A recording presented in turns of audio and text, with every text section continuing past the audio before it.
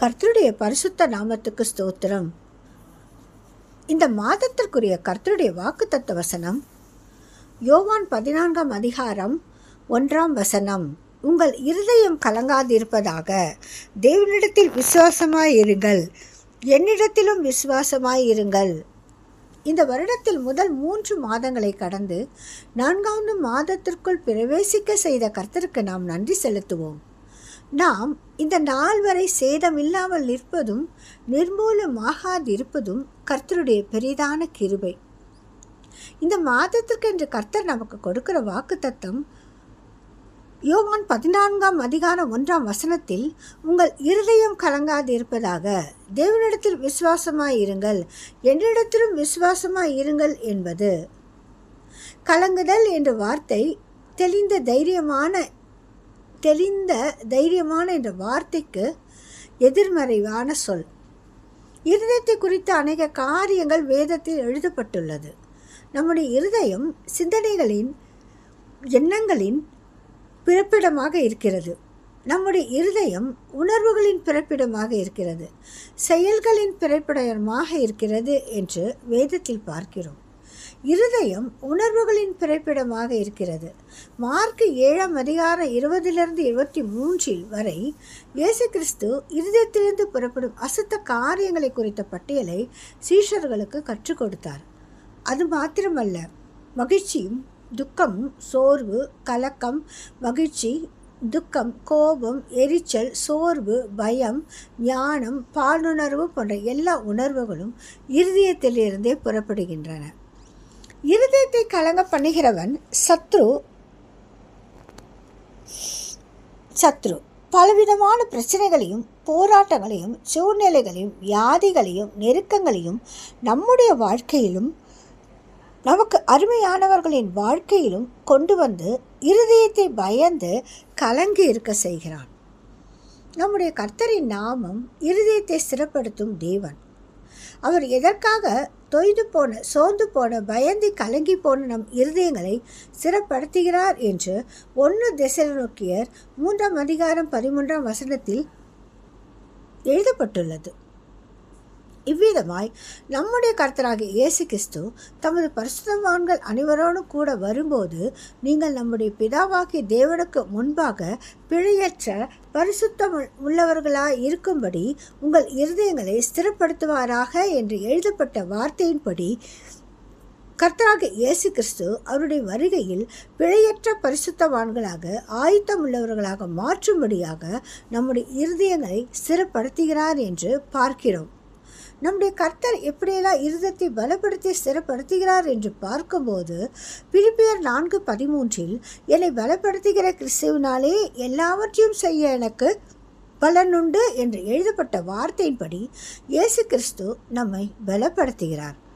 அவர் பலப்படுத்தும் போது எல்லாவற்றையும் செய்யக்கூடிய, எல்லாவற்றையும் தாங்கி சகிக்கக்கூடிய அவருடைய பலன் நமக்குள் இறங்குகிறது. கர்த்தராகிய இயேசு கிறிஸ்துவின் மேல் இருந்த அபிஷேகம் நொறுக்கி போன இருதயத்தை பலப்படுத்தி இருதயத்தின் காயங்களை கட்டும் அபிஷேகமாக இருந்தது. இயேசு கிறிஸ்துவின் ஊழியம் காயம் கட்டுகிற ஊழியம். பயத்திற்கும் கலக்கத்திற்கும் காரணமான சத்துருவை சிலுவையில் கிறிஸ்து இயேசு ஜெயித்தபடியால் நாமும் நம்முடைய கலக்கத்தின் சூழ்நிலைகளில் சத்துருவை ஜெயித்து துரத்த செய்வார். சத்துரு துரத்தப்படும் போது சூழ்நிலைகள் மாறும், சமாதானம் உண்டாகும்.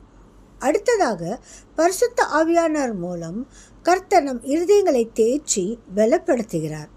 பரிசுத்த ஆவியானவர் தேற்றுகிறவர், கலக்கத்தை மாற்றுகிறவர் என்று இயேசு கிறிஸ்து போதித்தார். யோவான் 14:16 நான் பிதாவை வேண்டிக் கொள்ளுவேன், அப்பொழுது என்றென்றைக்கும் உங்களுடன் கூட இருக்கும்படிக்கு சத்திய ஆவியாக வேறொரு தேற்றவாளனை அவர் உங்களுக்கு தந்தருளுவார் என்று இயேசு கிறிஸ்து போதித்தார். 2000 வருடங்களாக பரிசுத்த ஆவியானவர் இந்த உலகத்தில் நம் இருதயங்களை சிறப்படுத்தும் தேற்றவாளனாக நம்மோடு கூட இருக்கிறார். பரிசுத்த ஆவியானவர் நம்முடைய சூழ்நிலைகளில் வெளிப்படும் போது தெய்வ சமாதானம் நம் உள்ளங்களை நிரப்பும், கலக்கம் மாறி போகும். 3வதாக கர்த்தர் தம் வார்த்தை அனுப்பி நம்முடைய கலக்கத்தை மாற்றுகிறார்.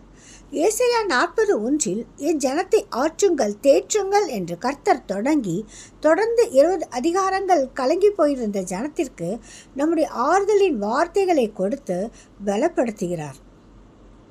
எது நிமித்தம் கர்த்தருடைய ஜனத்திற்கு கலக்கம் வருகிறது என்று பார்க்கும்போது, முதலாவதாக கர்த்தருடைய பிள்ளைகளுக்கு கலக்கம் சூழ்நிலைகளை நிமித்தம் வருகிறது. இயேசு கிறிஸ்து சிலுவை அறையப்பட்ட போது அவரோடு கூட இருந்த சீஷர்கள் சிதறி போனார்கள். இனி என்ன சம்பவிக்குமோ என்று அவர்களுடைய இருதயம் கலக்கத்தால் நிறைந்திருந்தது. யோவான் 20:26 8 நாளைக்கு பின்பு அவருடைய சீஷர்கள் வீட்டுக்குள்ளே இருந்தார்கள். தோமாவும் அவரோடு கூட இருந்தான். கதவுகள் பூட்டப்பட்டிருந்தது. அப்பொழுது இயேசு வந்து நடுவே நின்று, உங்களுக்கு சமாதானம் என்று சொல்லி அவர்கள் கலக்கத்தை மாற்றினார். அடுத்ததாக வியாதிகள் நிமித்தம் கலக்கம் உண்டாகிறது.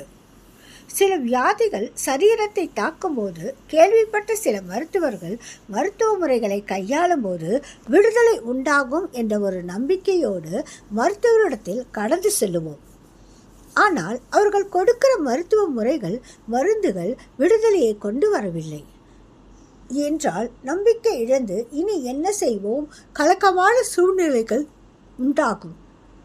மத்தேயு 17:15-16 ஒரு தகப்பன் தன் மகனை குறித்து, ஆண்டவரே, என் மகனுக்கு இரங்கும், அவன் சந்திரோகியாய் கொடிய வேதனைப்படுகிறான், அடிக்கடி தீயிலும் அடிக்கடி ஜலத்திலும் விழுகிறான், அவனை உம்முடைய சீஷர்களிடத்தில் கொண்டு வந்தேன், அவனை சொஸ்தமாக்க அவர்களால் கூடாமற் போயிற்று என்றான். சீஷர்களால் உதவி செய்ய முடியாமல் போன போது தகப்பன் கலங்கி போனான்.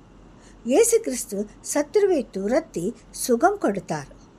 கடைசியாக மனிதர்கள் நிமித்தம் சத்துருக்கள் நிமித்தம் வரும் கலக்கம் 2 நாளாகமம் 20:2-3 யோசபாத் ராஜாவிற்கு உமக்கு விரோதமாய் ஏராளமான ஜனங்கள் கடலுக்கு அக்கறையில் இருக்கிற சீரியாவிலிருந்து வருகிறார்கள் என்று அறிவிக்கப்பட்டது. அப்போது யோசபாத் பயந்து கர்த்தரை தேடுவதற்கு ஒருமுகப்பட்டு யூதாவெங்கும் உபவாசத்தை கூர்வித்தான் என்று வாசிக்கிறோம். ஏராளமான சத்துருக்கள் விரோதமாக கடந்து வந்தபோது ராஜா கலங்கி போனார். கர்த்தரை தேடி யுத்தகலத்தில் ஆராதனை செய்த போது கலங்கடித்த சத்துருக்களை கர்த்தர் கலங்கடித்தார். அவர்கள் வெட்டுண்டு சிதறி போனார்கள்.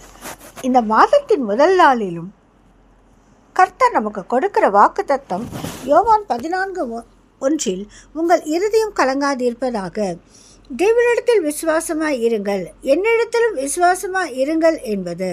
கர்த்தர் நம்மிடத்தில் எதிர்பார்ப்பது விசுவாசம். கடுகளவு விசுவாசத்தோடு கர்த்தர் மேல் நம் பாரங்களை வைத்து விடுவோம்.